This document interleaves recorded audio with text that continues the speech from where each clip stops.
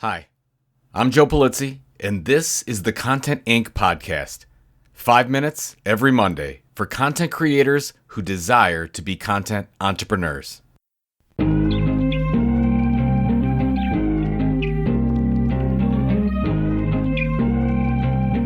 All right, here we go. Hope you're doing well.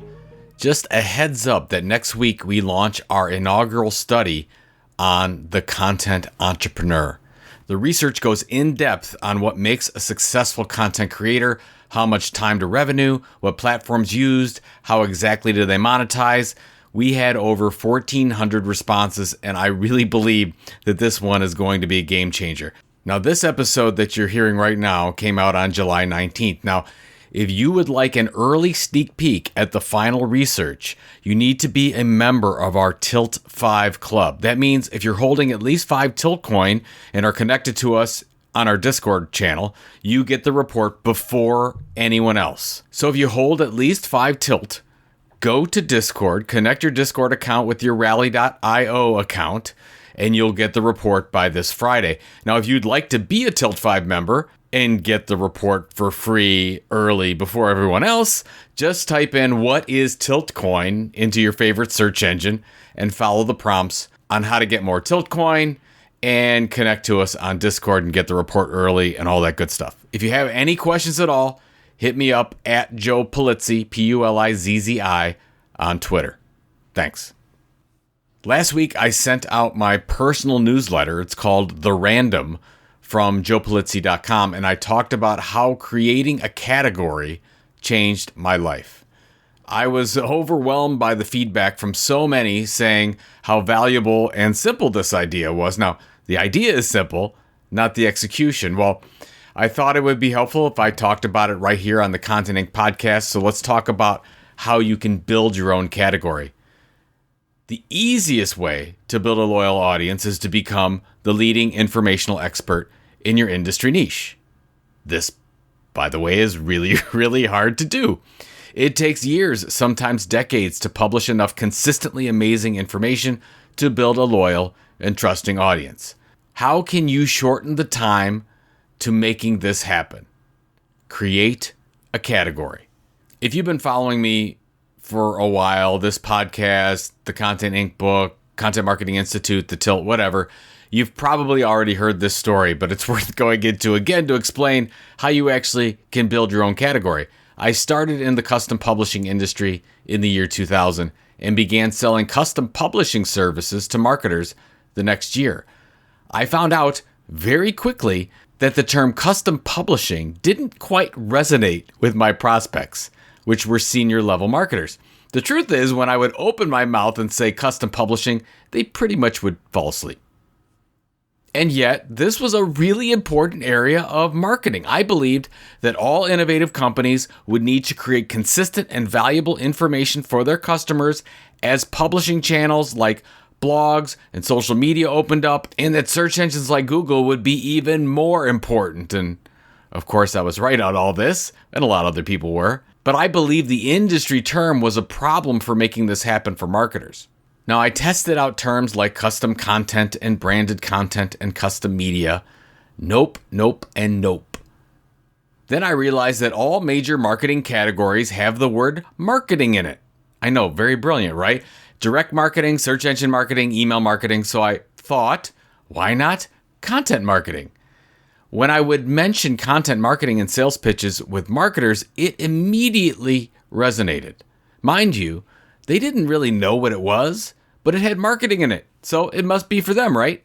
I tested out the term for years and ultimately believed it would become the industry term in this fast-growing area of marketing.